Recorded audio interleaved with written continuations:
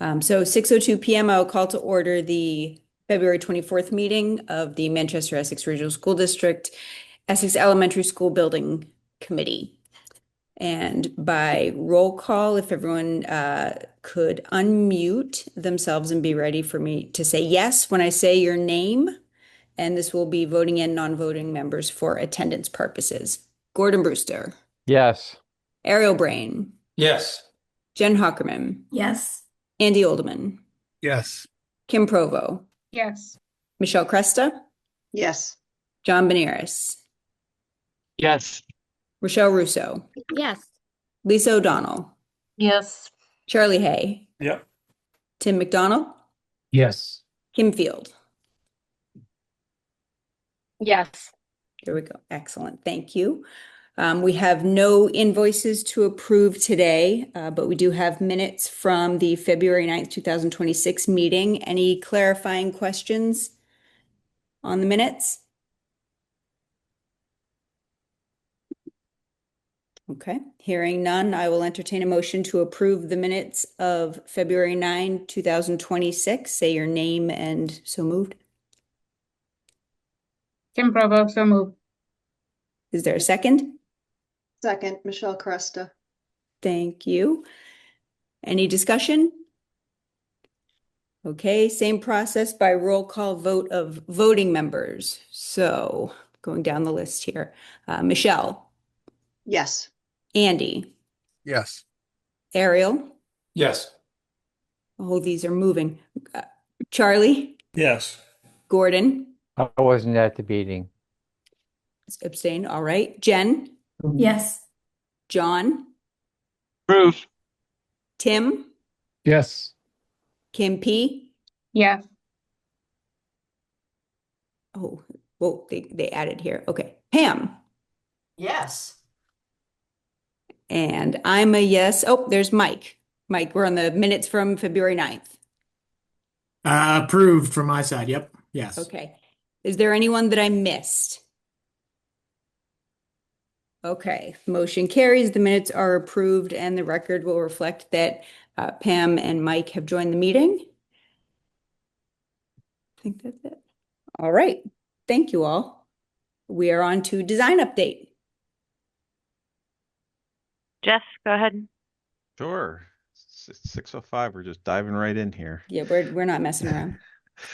So we have the current design options updates. There's some minor tweaks to some of them and one new option.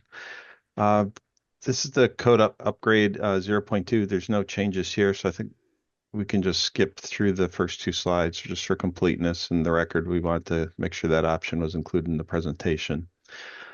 So on the add reno option, this is option B with the larger addition footprint to get the student occupied program out of the basement.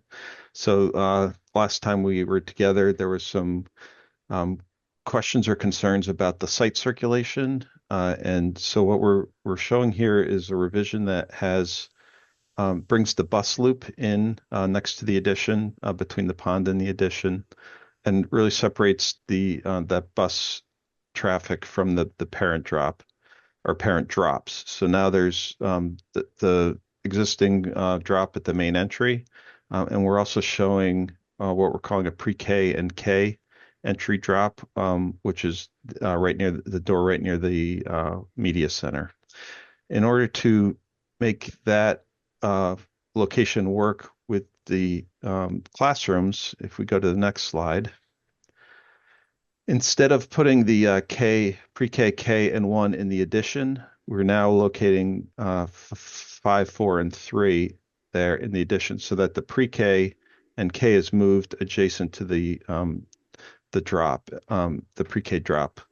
And this also, the revised internal layout helps address the concerns about the smallest children having the longest walk to either the cafeteria or the nurse. So now they're more centrally located. It is a little farther from the gym, but they are closer to the both the main entry, the side entry, admin, nurse, cafeteria, and then the media center and art and music are right at the end of their hall. So then going to the next slide, down below, there's still no student occupied program in that lower level. It's only mechanical space. Next, please. So then moving to the new options. So this is option A 2.2A. The primary change here is that we've shown a cross connector at Story Street between the bus loop and the parent drop, and that we've pushed it closer to Story Street, so that gives a little more breathing room for the field, and the field could be lengthened. It's still pretty tight width-wise, but there's some potential to get better overruns or some grass play area. Also, the perimeter loop road that goes around the back of the school has been pushed out to the property line so that the pre-K is inside that loop, directly adjacent to the classrooms. And then the next, you just flip through the next two slides quickly. There's been no changes internally to the program on this option. All right, so then option A 2.2B, the new options, we did similar modifications to the site layout, pushed the cross-connecting parking closer to Story Street, gives a little more room for the field again here. On the backside of the building where the loop road goes, we've also shown an outdoor classroom. There's some additional space out there. So we've added that as a potential amenity.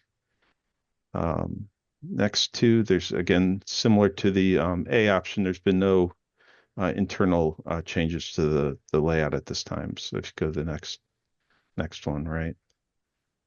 And then moving to what we're calling a 2.2 option F. So we had shown some phasing options for C, D, and E, and didn't see any merit pursuing any of those, but there was interest in further exploring a three-story option at the Story Street side of the site. So F was next, so this is option F. So looking at the site circulation, the bus loop comes off of Western around the back of the building, and then there's a bus entry along the so that's west side, and then exits out to Story Street. From Story Street, there's a parent drop loop that comes in, and what is the lower level of the building of the 3 stories, and that's a pre-K drop. And there's also a service entry for a mechanical space there.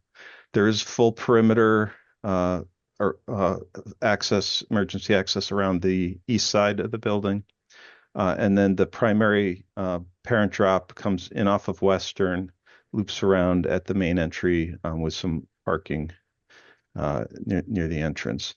There's also parking along the bus loop that could be used for near the fields or most likely staff parking during school operations. One interesting note here before we move on is that the field, because of the pushing the building closer to Story Street and using some site area that was not used in previous schemes, and adding in the stacking of some program on a 3rd floor, there is additional site area available for a field layout. So what we're showing here are 2 U10 fields side by side, or running lengthwise a U12 field. So that is larger than what was shown. Essentially, it's double the area what was shown in other schemes. And oddly enough, there is even a little extra green space at the end near the western wetlands that we didn't have programmed to fill. So we didn't think we'd ever say that we have leftover space on any of these schemes, but here we are. So then moving to the next plan. So this is the starting at the lower level with the pre-K entry. There's not a lot of program down here, just short of 8,000 square feet. So this is, there's some mechanical space, two pre-K classrooms, and a pre-K entry that comes into a stair. And that stair does stack through all 3 stories with the idea that there's a vertical connection so that these classrooms, I'm sorry, I'm looking at the chat. Yeah, just back to that. Yeah, we could certainly look at other field layouts, Pam. The idea was to get more athletics as much as possible. So we did show a U12, which is both wider and longer. Yep. So that's the lower floor, and you can see the footprint in dashed lines of the main floor above it. So it's a relatively modest overlap. It's not like a full 3-story footprint. It's kind of almost a walkout basement type of scenario where it's grade behind and then daylight to the Story Street side. So then on the main level here, the 2 main entry points, the main entry and then the bus entry on the end. And between those is the community wing, so the gym, dining, kitchen. The gym is located near adjacent to outdoor play, hardscape, and the fields. So there's good adjacency connection there. And well as dining, so dining can exit right out, and the hardscape is right at the end of the gym there. Going back to the main entry, so there's secure vestibule, and the office suite is adjacent to that. So there could be controlled entry. And then a hub immediately within, and then the media center and that connecting stair, so that there's kind of a prominence or more of an open space there that helps people wayfind circulate both up and down from this floor. Music is immediately adjacent behind the stage. And then on this floor, to the bottom of the page, is pairs of kindergarten, 1st grade, 2nd grade, and then across from them is the Rise. So of note, this scheme has 3 grade level neighborhoods. So previously we've been talking about pairs or 4s. So this one has 3 grades, so 6 classrooms. Which works out well with the Rise K2 and the ACE K2, and then an MTSS as well. We think there's kind of a nice relationship here with the breakout space and some small group classrooms up across from each other, and then there's some like locker cubbies out in the hallway as well. So next slide, please. So then this is the upper level, and this has a learning neighborhood, which is grades 3, 4, and 5, again with ACE 3, 5 and Rise 3, 5 immediately adjacent across in the breakout space. There is a teacher work room on this floor, so that there are staff workspaces on both of the primary floors. And then up here as well, around the hub, there's the main stair, and then a project room, art room, and world language. So again, trying to keep those prominent spaces organized around that hub and that central connecting stair. So next slide, please. So we looked at what the massing of that 3-story might mean. This is very preliminary, but just to get a sense of what's going on. So I'll start in the top right. The existing cafeteria is around 22 feet above grade, and there's a picture that shows that to that peak. And behind it, the gym is 24 feet, which is a little low it's not a full-size gym. Typically we'd be looking for 28 to 30 feet. 30 is ideal for basketball and volleyball. So looking down at the bottom image on the right, you can see the potential elevation changes or elevation heights above grade. So we were looking at for starters, a 14-foot floor to floor. So at the left-hand side, those two classrooms would be approximately 28 feet above grade. On the lower floor, the pre-K, smaller kids and a lot less ductwork being run. So maybe we look at a 12-foot floor to floor. So 28 and 12 gives you the 40 feet. And there's there'd be a dip there, the kind of dropping down. So your views from approaching it from either the left to right hand side on Story Street, you'd see either the double classrooms at 28 feet or the music room corner, which we're showing at 18 feet to get a little more volume in the music space. And then the gym behind, again, with 30 feet. And that's overlaid with the existing building, which would obviously be demolished just to get a comparison of scale. So although it's not necessarily higher in all locations, it is closer to Story Street and where the site would dip down, you'd have more vertical frontage at the 3 stories. But the corners, it wouldn't feel 3-story-ish. It'd be either 28 feet 2 stories or 18 feet single story. So that's the design update. So I'm happy to answer any questions or take comments. Thank Hey, you. Jeff, this is Gordon. Just as an aside, could you go back to the site plan so you can see the entrance off? Yeah, that one. Yeah, that one. So the whole orientation of the building now has come off of Western Avenue rather than Story Street, correct? You mean primary circulation? Yeah. Yes. It's so actually this one is pretty interesting in that the other new options, A and B, really put their back to the property line in the wetlands and everything was happening in front. So this one has a little bit of happening on all sides, right? So it does have the primary loop off Western Ave. The bus ingress would be off Western as well. But you're also accommodating pre-K drop off of Story Street. And there is the potential that pre-K entry, since it enters right into the main stair, could be a secondary parent drop depending on scheduling. There's some flexibility of how it's used. And the Story Street elevation really becomes kind of the back of the school. Yeah, I don't know how you're going to treat that elevation, but it needs to be treated such that it relates to the neighborhood as well. Yes, it would definitely be more classroom related. You don't have the big box of the gym necessarily. So I mean, it could be, depending how we fenestrate or provide windows on that facade, they could be smaller in scale to kind of try to feel more residential. Material choice will be important as well.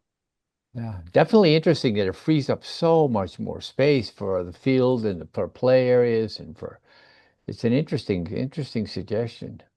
Actually, there's one thing I forgot to mention. If you could go down 2 slides, I just want to talk about phasing quickly in case anyone had that front of mind. And then Tim will get you next. I see your hand up. So the academic wing and portion of the community wing could all be built initially. So media center, music room, and all the academics, the 2-story and the kindergarten below, all built in a single phase up front.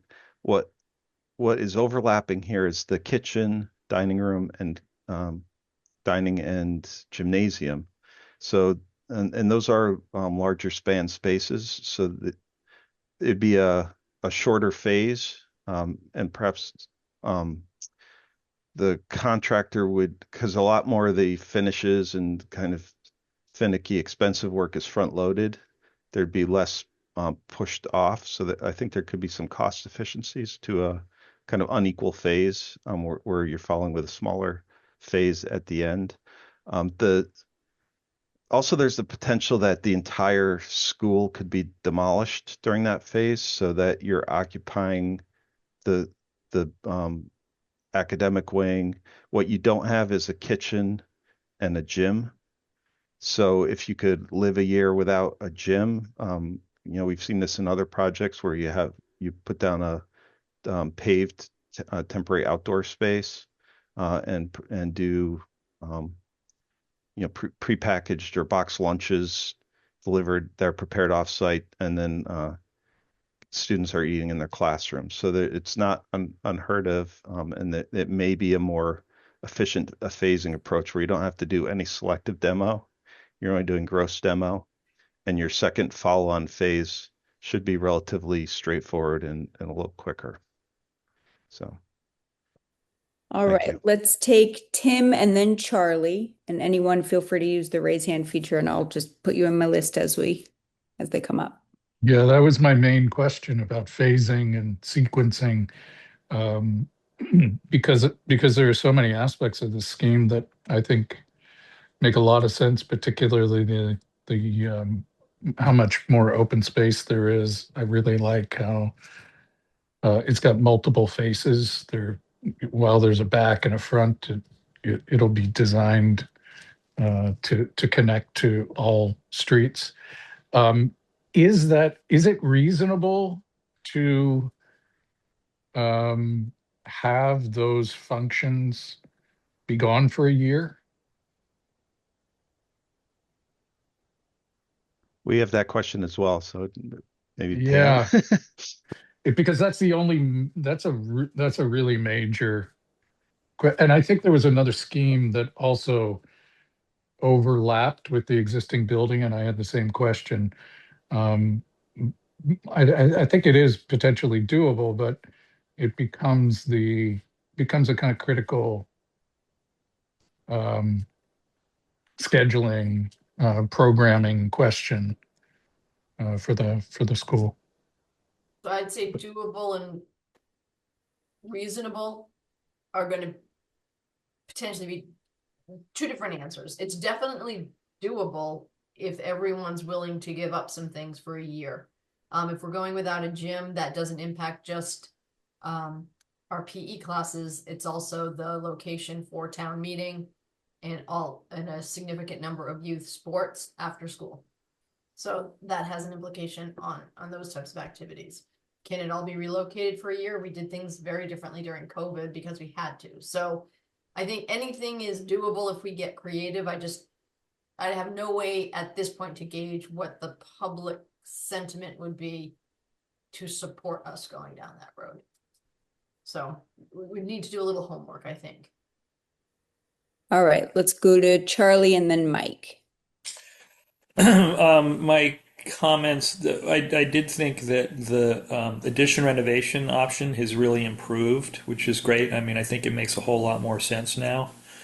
And I think on this one, I'm also a pretty big fan of this one initially. I think the layout of it really makes a lot of sense. And I think that having it really truly, so if we are going to present to the communities an incredibly expensive project, it's really important to keep in mind what sort of assets are we providing as well.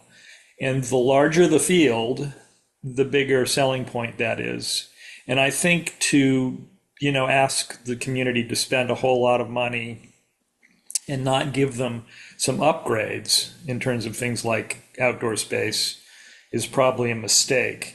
And to me, this option is the first option to truly seem comfortable on the site and truly begin to create a site that could really be just wonderful and terrific, because it is a very nice site. It's just incredibly tight. In terms of the phasing, I'm sure this is a really dumb idea, but where is the existing gym? Charlie, it's actually in a place you could leave it open. Yeah. Well, that's what I was wondering. The only problem is we did have this conversation. It's at the problem is, of course, providing temporary heat for it and getting it power. But if you could keep the gym, you potentially it would just the kids would walk to it, and it was really complicated about it. Of course, is they have to walk across a sort of. It's complicated, but we had also looked at keeping the south wing of the school to connect to it. Because right. If you shifted the new construction up like 8 feet, you might be able to even, now, would it be an empty wing you'd have to walk, possibly? Because right where the words main entry are, that's where the boiler room is. Yeah. So could you keep part of the existing building alive to keep the gym open? Tear down the north wing, maybe. It all gets complicated, but Well, it's an interesting idea because even if you nudged your gym addition to the west slightly, a yep. few feet, you might be able to do that. And I think having an empty wing that kids just walk down the hall in is no big deal. And the fact that is they could get, if they could take that west wing off much more quickly because they'd only be doing half the demo, they might even be able to do it in the summer. And of all of a sudden you can start on that new construction faster. Yep. And that's appealing too because it might get done faster. But I think this one needs to be tested hard for phasing, but I think it's a really interesting option, and I think potentially we could discover through your guys' creativity a way to make the phasing actually work, at which point the site is great. And I think that it's sort of interesting that I don't think it's any drama to turn our backs on Story Street necessarily. I mean, it's not the primary road. The primary road is the one to the east, and having that whole site get organized to be the most efficient possible site is kind of an interesting option.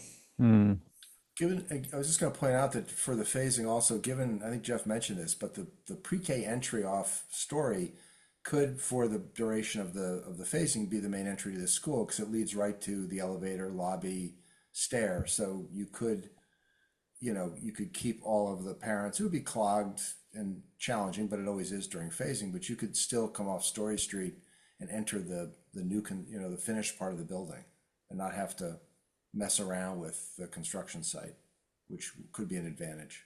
It could be. You might have to get some temporary parking over there, but Yeah, you put down some gravel maybe or something. The other thing I wanted to point out is that while we're calling it the 3-story option, the reality is for the people living in it, it would really be functionally 2 stories because the pre-K would come up 1 story to use the gym, the library, the cafeteria, or whatever they wanted to, the nurse. From the main office, you really would go down 1 floor to pre-K or up 1 floor. So for most people in the building, it would be functionally a 2-story building for your experience. yeah, I think it would feel very much like a 2-story building because that main entrance is just gonna, you either go upstairs or downstairs, and the pre-K kids have to come up. It's true, but But it's only 1 flight. it's on 1 flight, They probably do that to go to bed at home. right? All right, Mike. Yeah, I think this is intriguing. I was curious, Jeff, if you guys tried to put the gym down on the lower level with pre-K, in that I'm not sure if it works organizationally with the kind of adjacency to the dining and the kitchen that you try to do with the stage. But I was just a little concerned with the massing off of Story Street. I think you've got it at something like 40 feet. So it does start to feel like a pretty imposing structure. So I was just toying around with the idea if you could get the gym down to that level and then move the academic wing to the north end and kind of stack the academic wing, over each other. If that kind of relieves some of the massing. I'm not sure whether you tried to play with that or not, or whether you guys just ended up at this run. And Yeah, I may be stumbling over my words there a little bit. No, I get what you're going at. We did look at a number of different stacking options.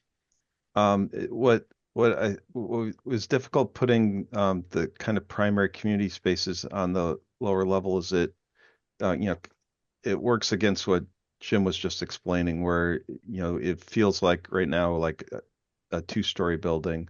So with gym, and then if the calf and stage go with it, or maybe it's just the gym and the stage getting pushed down, then it's two, 3rd through 5th grade, it's a 2-story travel down to the gym. It also starts to create a disconnect between the gym and the fields, and the gym and the dining and the play for lunch. Really, I think the gym wants to be as south and as west as possible for that proximity to the fields. I don't know if that fully answers your question or not, but yeah, we did Yeah. think about different ways to kind of fit the Tetris pieces together, and this seemed to be the most promising. Are you concerned about the 40-foot massing as feeling like it's just you're getting to such a large structure facing Uh, storage? And I don't know if anybody's looked at zoning. I don't even know what the zoning bylaw would require. Yeah, it's 40 feet just We in the have Lisa center. here. So yeah, it's if 40, actually, if you can go back yeah, one there's only a slide. small piece of it that's at that height. Um, the grades are really hard to see here. Actually, go to the main floor. Maybe it's a little easier to see. We're where the uh K123 where the current parking lot is, where the second grade classrooms are, that little plateau there is on the same elevation contours as the main entry of the building. So there's a dip um, where the drop off is out in front. So that's why we were kind of straddling that gap with the to balance or try to minimize cut and fill. Hmm. That's why we put the K and I'm sorry, the pre-K. And actually, if you can go back one slide, um, Also, knowing the rock we have on the site, we're trying to yeah. minimize cutting. So Yeah. there's Yeah. exposed ledge at both corners of the building to either side of the pre-K. And one of the trade-offs, although we're reducing the footprint by around 8,000 square feet, the back side page left of that pre-K and mechanical space would have to be a retaining wall. So that's really the trade-off to make that work. So we'd have less foundation area, but there is retainage. So back to your question about the gym, pushing the gym down, there's a lot more rock removal, a lot more retaining foundations, and you're really starting to make it less cost effective. And maybe just one last comment. So going back to the the 3-story massing study, to Jim's point, yeah, I think the only place it's going to look visually as 3 stories is right where that straddle is, where we'd actually excavate and push the grade down to get entry at the pre-K entry. But when you approach from Western Ave intersection onto Story Street, you'd see it as a 2-story building, 28 feet, or coming on Story Street from the west, you're going to be seeing the music room. So whatever volume that is, we actually felt we could pull it up to 18 feet. I and with the articulation of the facades, I don't think it's going to feel overwhelming. Is my impression from the study we did so far. It's certainly a valid point that we want to look at, and I think that's an architectural challenge to see what we can do with the roof lines and the massing and the grading Materials. materials to make it feel not imposing, because we certainly don't want an imposing building at that location. But I think this drawing on the left kind of shows, I think, how the main floor goes across, and there's a kind of a dip underneath, which we're filling in with that program space. Um, Interestingly, I think also the change in traffic there, if it's only the pre-K drop off and the main entrance is on the other side, that may be a trade-off that the Story Street residents aren't so sad about, if it is a little bit bigger looking from the street there. Let's go to Kim Field and then Andy. Thanks, Teresa. I have a comment and a question. My question is with the 3-story, which isn't really 3 stories. I'm thinking about the pre-K kids. If they're going to be going to art, that's technically 2 flights. They need to go up to the art room, right? Because the art room's on the 2nd floor. So I didn't know if that was something that we needed to be concerned about. So that's my question. So I'll pause for a second. Yeah, as from our perspective, we weren't exactly sure which internal programs the pre-K was interacting with.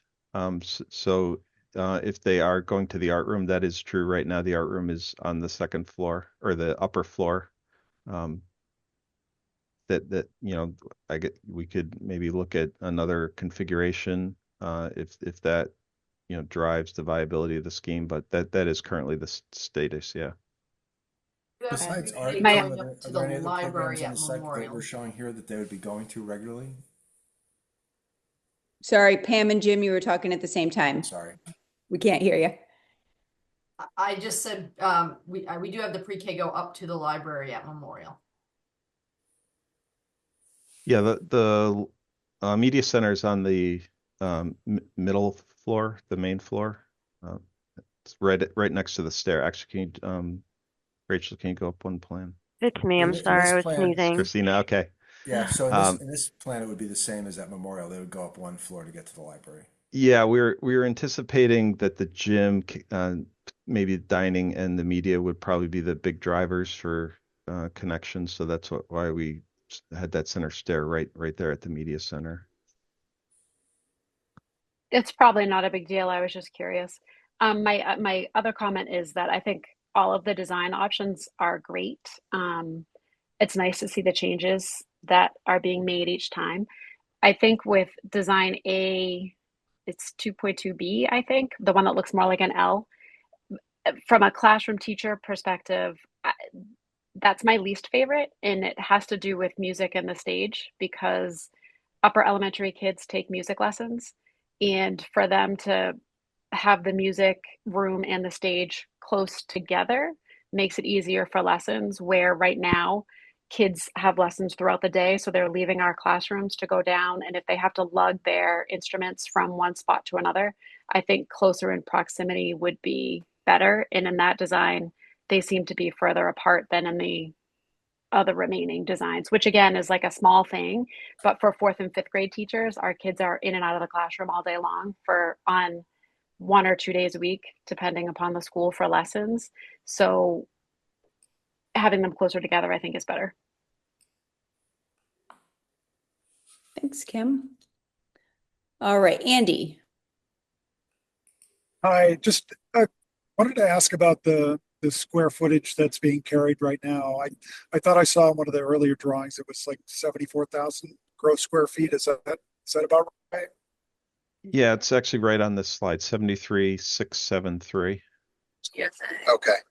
Yeah, sorry, I'm driving, so haven't been able Oh, to keep up okay. with Yep. some of the diagramming, which I'm sorry to miss. But I guess I was wanting to kind of correlate that a little bit with what we went through at the Memorial School project, which I thought it was similar, if not almost dead on. But I thought the head count at Essex was about 100 shy of Memorial. So Memorial is 77,102 gross square feet. Okay. And that's 515 students plus 60 pre-K. Memorial School, 335 students, Jeff. Oh, I'm sorry. I'm reading the combined. Yeah. Sorry. Andy, it was 335 students, which included 30 pre-K students. And Thank you. the 77,000 square feet is correct. I think the thing here is that you still have to have your admin space, your gym space, your kitchen, your dining. Those are all the things that add on to that, obviously. Yep. No, I know it's a tightly controlled formulaic process through the MSBA. I would have thought there would have been a little bit more of a difference there. That's all. Just wanted to. Thanks for clarifying. All right, I see Charlie and Tim have their hands raised, but before we do a round two, I just want to see if there's anyone who had a first round question or two. I know I have one that I do want to jump in with, and then we'll go to round two if nobody else has anything. If you can't raise your hand, feel free to just unmute and say something if you haven't spoken. My question is on the not quite 3-story design. Maybe this is a question for Pam and the educators, or maybe just Pam. Do all of the, sorry, reframe. Does the pre-K have to start at the same time, since we don't have it there yet, at the same time that the other academics do? And the reason I ask is, would it be possible if we were potentially able to preserve the gym for that use, like Charlie was talking about before, to utilize that as a temporary dining space, the pre-K space, before, while we're waiting in that phased approach? So just so that the kids do have somewhere else to go. Or is that something that needs to be done all in one fell swoop? So question one, nothing technically says that the pre-K has to start at exactly the same time. For ease of parent drop off, if you've got a little and a slightly older, it makes it easier for them, but there's nothing that dictates the start time. And then you're thinking use the new classrooms for eating spaces. Yeah, I didn't mean the start time. I meant like when the academic wing opens, do we need to open right out with pre-K, or is that space that could be preserved for that 1 year? If we're down a gym and we're down a kitchen, is Yeah. that something that we could potentially delay the pre-K 1 year if that's something that is so concerning and of value that it worked out? Yeah, I mean, we could keep it where it is for one more year and then move it over when we're ready. I'm just wondering if there was Yeah, anything I'm sorry, stopping I that was being an thinking like option. technical daily start time. Yeah. Yeah, no, we could delay the expansion back to Essex for another year until the building's fully ready. If that were something that were of such concern Yeah, to have Yeah. that separate space. Okay. I don't know that I would have it be an eating space and hope that it's feeling pristine when kids move into it. I'm hearing the questions and, coming down the But pipes. yes, I think we have a lot of flexibility on how we could approach that for sure. Got it. Okay. I do see Ariel who hasn't who hasn't spoken yet. And then, so we'll go to Ariel and then back to Charlie and Tim. Yeah, so real quick, I'm very intrigued by this scheme along Story Street. I think it's pretty compelling. I love the way that the building sort of creates a frame for the rest of the site, especially with the open fields and the play area. I think that's very creative, very nice. I also think having the main entry facing south is quite nice, especially in the wintertime. So that's a nice little plus there. Also intrigued about maybe phasing the old gym and just keeping it running temporarily until the new gym is finished, and then you tear it down. If there's a way to phase that, I think that'd be a great solution just for, town meetings and for the kids to have a gym, in the interim. I think if we could figure that out, I think that'd be quite nice. And then lastly, the height on Story Street doesn't bother me personally at all. I think 40 feet is very reasonable. I think it's really just a design solution, right? We wouldn't want that Story Street facade to look like the back of the building, especially since we have a secondary entrance there as well for the pre-K. So I think that's, it's a design solution. Figure out a way to make that look very compelling, fit into the neighborhood, so it doesn't feel like a back of house area. But otherwise, yeah, great job. Thanks, Ariel. Go ahead, Charlie. All right, three things if I can remember them. The first one is about the temporary dining situation. If Jim's idea of keeping the classroom wing connecting to the old gym worked out, you could use those classrooms as dining rooms. In other words, you'd be using the old building and you'd be plunking kids in so they don't all get to eat in the same place, but they, there's probably box lunches, but they're leaving their classrooms. That was the first thing. And then I agree with Ariel and everybody and other people who've said this on the issue of the taller facade. I think it's something that is not going to ultimately, if it's done in an appropriate way, and JCJ will do a good job at this, I think it will not end up feeling like some behemoth of a building. I think it's just a matter of materiality, proportion, scale, breaking down the facade. And frankly, that Story Street, right across the street, there's no houses. I don't think. I think it's just John Duncan's fields, and there's nothing on the corner either. So, some 50% of that elevation nobody's looking at directly. And I think that, it isn't where we have 8 teeny little residential properties that are going to sort of feel overwhelmed by this scale. It's really looking out over fields. And so that may also work to the advantage of this thing. And of course, I can't remember my third point, but I guess that's, oh, the thing about square footage that Andy brought up is, I think, so we're 77 on Manchester and what here? 73,673. Yeah, anything we can do is people are just going to fixate on this. They're going to. I just know it. It's going to get a million questions, which is going to be how come this is practically as big as Manchester? We don't understand. Yada yada yada. So I think anything to kind of squeeze down the square footage. I mean, it looks like a very efficient plan. So I grant you that there may not be anything you can do, but. It's just, I know it's going to come up over and over again because people just scratch their heads and say, we don't understand, you know? Thanks, Charlie. Tim, go ahead.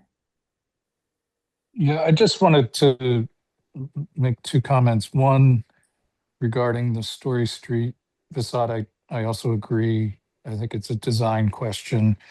And the comment would be, I think it was referenced, but to me, that's the stair, depending on how the stair is designed, could really do two things. One, kind of fragment the mass a little bit, but also could be a really wonderful place, not just a way to get from one floor to another, but it could be a really wonderful place in and of itself, and the way light comes down and so forth, because that is the north end of the facade. So in some ways, if the stair became kind of more than just a stair, a part of the program. But the main point I wanted to make was, I think it would be really interesting to see what the perimeter foundation difference is between the 3-story and a 2-story version, from purely from a cost perspective, given the ledge questions. I think just understanding that if if it's 100 feet less of foundation itself, it could be a lot more cost effective, which was, we talked about this in the last meeting. But I think that could be another really helpful bit of data to communicate to the public. If we think that's the case, that it will be more cost effective, it seems that it would be. There's less of a footprint. Jeff, do you want to speak just on that note? Do you want to speak to the note that you have on here about the trade-off, with the reduced footprint, with the more expensive foundations, given the slope? And if you have any comment now or in future about how that relate to ongoing costs as well. Yeah, I don't have an answer. I know there is a trade-off. I just don't know how it's balancing right now. But we're sending these plans to the cost estimators, and they'll be able to tell us. We'll talk about, and we'll ask them to track the differential in the foundation systems from scheme A and B versus F, and we'll be able to put a dollar to that. So I don't know the answer now, but that's part of this process. Thank you. I don't see any other hands up. If there's anyone, speak now or hold your peace till you choose to speak another time. All right. My comment on this, just before we move on to the criteria matrix, is that I am also intrigued by this new design update option. And I think that a couple things that really recommend it, there's considerably less interaction with the wetlands buffer zone than the other plans. And I think that's not to be underestimated. I also agree that the Story Street, I especially think that the trade-off in reduced traffic, if we have the main entry and parent drop-off and buses entering and exiting, or entering through the Western Ave side, makes sense. I like switching it. And it just seems like a more efficient, effective, and natural use of the property as it sits right now. So I really appreciate that. And those larger fields also, it can't be. I just think that is a really nice point that Charlie made about giving something back to the community, because it's not just the school kids that can use those resources. Kim, did you have something else to add? I do. I put it in the chat also. I'm sorry that I keep coming at this as a teacher, but that's my role. That's the And point. I'm thinking about breakout spaces, which was something that was really important to the teachers in terms of thinking about design. I, I just like the breakout space better in 2.2a. I think there's more room for kids to get together and actually do things than it looks like in the almost three-story design. So I guess a question to think about is there a way to make it so that the breakout spaces are more like the breakout spaces in some of the other designs?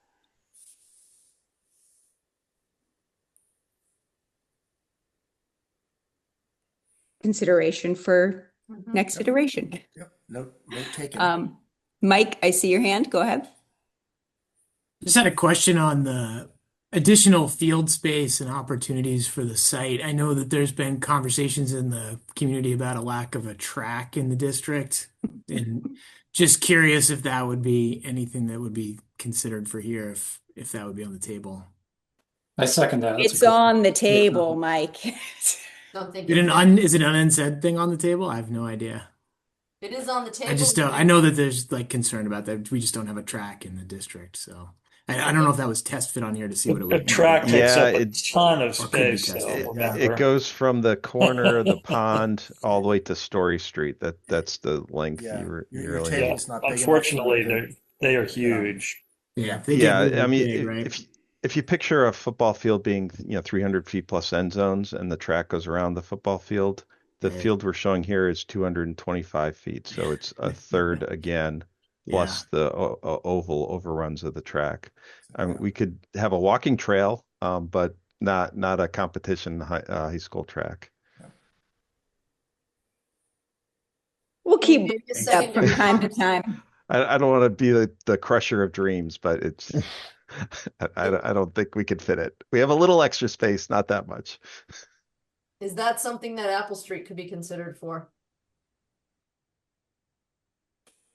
It would Or is there probably fit another there. place in Essex where it could go? Behind Town Hall? There's a baseball field there. I don't think it would, I don't know. Spatially, I'm not always. There's an open space committee working on open space plan and that includes recreation. So maybe that's something that could be brought up to them as well in this process. I mean, that was the hope, but it just doesn't look like there would be Even a walking trail kind of footpath thing, something that the seniors could come and take advantage of using. I think there might even be value in looking at that, even if it's not a regulation size track that I'm hoping for. And we don't ever have enough. I mean, we have kids practicing till 9 o'clock at night. So even if we could get that field a little bit larger, so that it could be used for a JV or a senior high practice field, that I think could be great benefit. And then it can be used for youth athletics all on the off times. All right, going once, going twice. All right, thank you very much for that portion of the evening. Criteria matrix review. Is it still you, Jeff? Yeah, dive right back in. So what we thought would be helpful here was we took the matrix with the criteria that collectively user group developed for in the PDP phase. We've grayed out slightly the two least preferred schemes, the 165 student enrollment addition reno and the 515 ad reno at Manchester. And just as a reminder, we need to still carry those through this phase to satisfy MSBA in their enrollment study. So the other options are all the 250 options going from the code upgrade, the one ad reno option B, and then the three new. And again, we carried through the criteria grading from last phase, and certainly if anything has changed that we feel differently about, we can certainly modify that here. So the code upgrade, I didn't change any of the criteria in the ad reno under. I'm trying to find it here. Under reimbursement impact, we did, and that's the fourth from the bottom. Previously, we had that as green as a 4. We've brought it down to 2 right now. In that the scheme had an additional 4,000 square feet in the addition, and that would likely have some sort of impact on the reimbursement. We don't know exactly what that is yet, but just to identify that as a potential impact. I'm sorry. It's the top row of the cost and schedule. So it's the pink one. It's a little small on my screen. I'm squinting. Yeah, thank you. Yeah, so we changed that from a green to a pink. So then looking at the 3 new options, A, B, and F, we started thinking about how to differentiate these and what criteria or grading would represent that. So in the education construction impact on existing school activities. So the A, we thought since the building is being built independently behind on the fields, that would have the least of the 3. But there's still an impact on the fields. So that was I believe in the PDP we had that as a 2, the white. The other 2 options are more intrusive because of the phased either demolition or the need for temporary, not having a gym, for example, or eating in classrooms. So gave those pinks for now, and could refine that if we feel differently about it. Moving down to the regulatory, A 2.2 had a pink score of 1. B is pretty much in line with that as well. I mean, it's still disturbing the same amount of wetlands. It's just further from the property line in the south. But F, as pointed out by Teresa, has less impact on the wetlands. There still is some, although it looks to be us to be comparable to the current buildings impacts. We didn't do a square foot analysis, or impervious takeoff, but so that's a little better condition. So we rated that as a 2, being neutral. And then moving down to the site play and athletic fields, the option F is certainly a strong 4, and if we had a 5 in the rating scale, maybe we'd add that in. So instead, we degraded A and B from 4s to 3s, just to represent that there is an advantage with option F. And then phasing, minimize construction schedule. Certainly A is clearly one phase. The others, B and F, are either partial demolition or 2-phased or phase and a half, or however we look at it. So those are 2s. It's being neutral compared to the benefit of option A. So that's kind of side by side. There's some gives and takes, and we don't have total project cost for this phase, so that's been removed off the bottom. I'm sure there will be plenty of conversations about the cost benefits and merits once there's costs associated with it. But just the pre-costing, this is kind of, I think, where we're at, and certainly happy to take any additional feedback either now or over the next 2 weeks before the next SBC meeting. And hopefully this will start to steer the conversation to see, which options we're most enthusiastic about, and maybe which ones are falling further behind. Great, thank you. Does anyone have any questions or comments on this to share right now? All right. That one's easy for you, Jeff. Thank you. That was Thank a you. really helpful way to clarify how to differentiate between those. Moving on to schedule update. Schedule review. Oh, it's changed. Yeah, well, I mean, obviously some of the previous meetings have come off of here, but so based off of the options that Jeff has presented today and based off of the criteria matrix that he just reviewed with you, what we'd like to know in the next couple of weeks or next week or so, whether or not everyone agrees that we should just go ahead and proceed with pricing all the options that were talked about this evening. Ultimately, I think that that's the right decision to do moving forward, just so that way we can do a cost comparison and actual like have something beyond just the PS or PDP estimates for the different options. We have to already study the 5 options required by MSBA per your grade configurations agreement.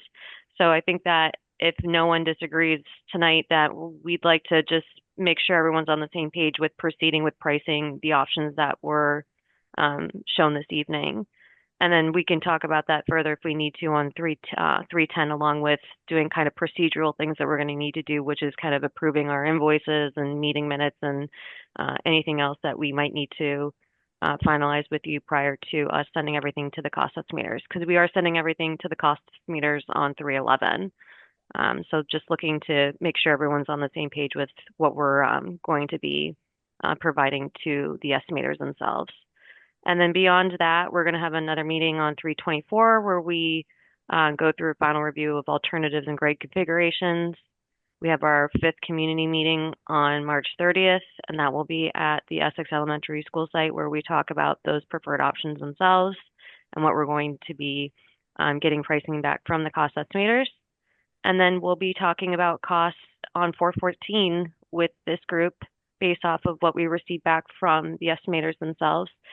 And then we're asking for your approval for a PSR submission to MSBA on 428 itself.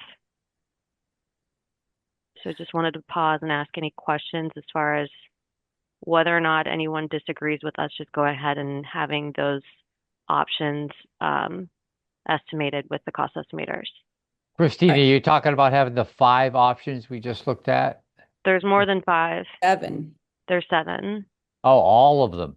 We have to, because there's 5 options that we have to get pricing for with MSBA per your grade configuration agreement with them. Okay, makes sense. So I'm going to ask a question about that then. When it comes to, I don't have an opinion because I don't know the difference between letting go of 1 or 2 of the options in advance. But when it comes to the community meeting, when we say we want to present our preferred options, will we have in the next couple meetings taken it down from 5 though? I mean, I know we won't have made our decision on a preferred option, or are you suggesting that we're going to present all of the information for all 7 or 5? All 7, correct. That's Ooh. my recommendation, is that These are not our, then let's not call it our preferred options though.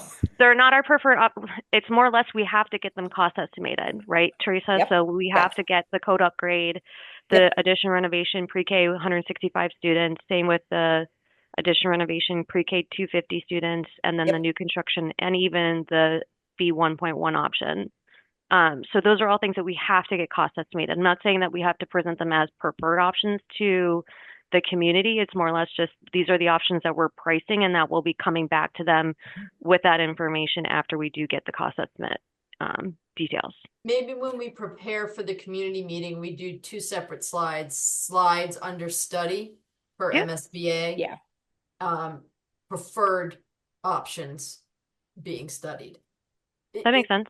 You know, just so we can communicate to the public which ones we've elevated, and then just clarify that regardless of the ones that we've elevated, MSBA still requires us to do some homework on the others. Maybe Understood. you can find a way of kind of communicating. Yeah, I think as long as you don't narrow it down, Pam, to a single option, if there's a category that are rising to the top, I would agree. I think we can find a way to present those as seemingly the most likely. Okay. And then, because we only have one community meeting before this group decides on one option to submit. Is that correct? Yeah, we're just going through the options itself. I think that to Pam's point, we can preface it as what the MSBA required options are for cost estimating, and then also what the SVC preferred options are as well. Okay. And can't we, at that point, ask for feedback? I know in the past we've asked people questions. This would be a good point to, of the options that we put out, ask people to comment favorably or unfavorably, just so we've at least recorded public and community input on this before you've taken your vote. I don't Yeah, know. absolutely, because we haven't presented some of these options to them anyways, right? So since the last time we met with them, I mean, like unless you don't want to, but I mean, I know in the past you've asked us to ask for feedback from the community. Yeah, at Memorial, Jim, do you remember for the Memorial School? I'm not sure if it was this community meeting or if there's another one after where it was done, but we basically did a feedback walk where we had the different options up on easels and people had some sticky dots and they were going through and kind of tagging their preferences, design preferences. I think it was probably at this point. I've got photos of that, of when we did that. I could look at the dates, but yeah, we set them up in the lobby outside the auditorium on every easel, and our team kind of circulated and answered questions, and people physically put dots on things and gave us direct feedback on where their feelings were. I think that would be a great activity for this community meeting. It will make it feel like we're beyond the kind of the background work and really getting into the design work and soliciting feedback on the design itself. I'd have to look back, and I think we must have presented them at some high level initially and then asked everyone to go out in the lobby and take part, or maybe that was the last activity of the evening. I can't recall. And there were a lot I've done the easel with the sticky notes, and I've also done like where you can do a scan, like a QR code on your phone, and it pulls up the different options and people can just pull it right there, and you can pull up the results and keep it open for a certain amount of days and then keep it on the website as well, just to get community feedback. And then you can blast that out, Pam, to, through the district, through Parent Square and other, just like what we do for people notifying of community meetings, asking them for their feedback. So that's another thing that we could do. And Maybe that's something we could discuss in like a comms session. Yeah. I know I have some considerations about that and having done this in other venues as well. We won't have the cost estimates back by that point, though. No, this is us just going through the options itself. Design. Okay. Just because obviously design has changed and evolved since the last time we saw them. So like, for instance, the F option with the 3 stories, they haven't seen that. We kind of changed around even A and B a little bit with how the, academic wing was on one side versus the community wing. And so those are all kind of things that we just want to make sure people are updated upon and what the options are that we're getting cost estimates for. Yeah.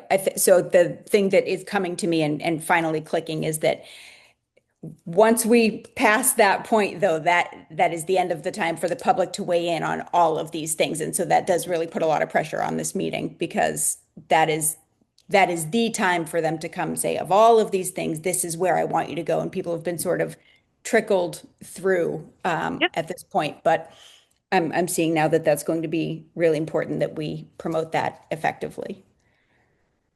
Yeah, and then just a reminder for our overall schedule that we're looking to do town meetings for both Essex and Manchester in November, with debt exclusion votes in December.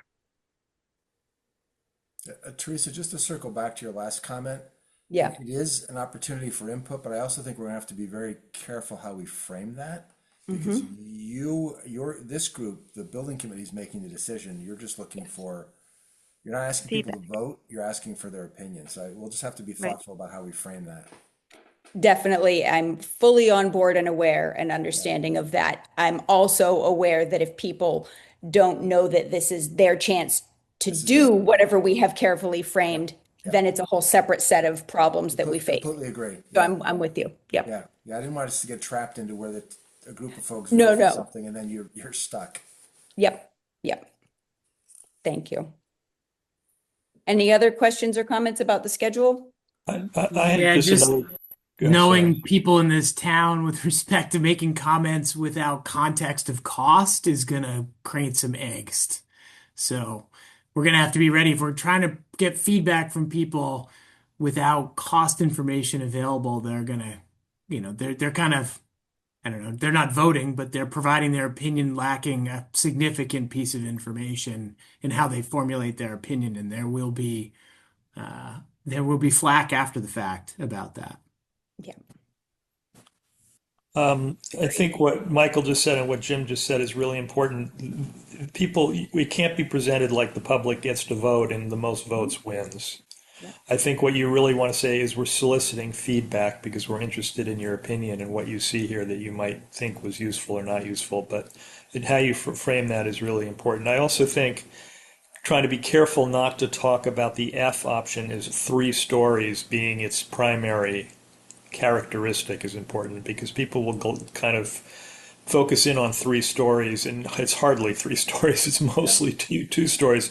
So I think it's easy to just say, oh yeah, the 3-story scheme. But I think when you present it publicly, that's not necessarily how you should present it. You may want to say the option on the northern side of the site, Yeah, I would agree. I think the biggest differentiator needs to be its location on the site. Right, and the benefit entirely. that offers, which Yeah. is huge.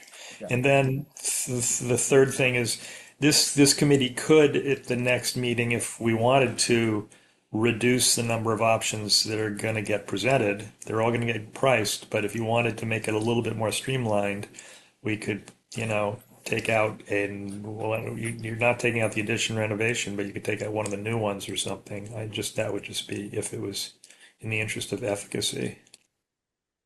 I'm wondering to that point, and you guys who have done this before may have a better idea to go with it. But to Charlie's point there of whether or not we're reducing the number of options, I know we have to show here's all what's being sent to the cost estimators.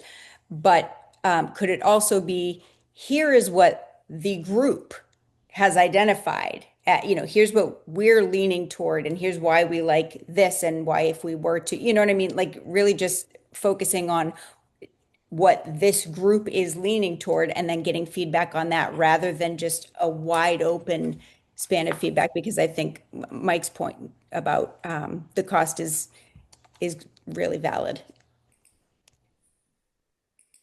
I'm not sure if that came out the way I intended it to.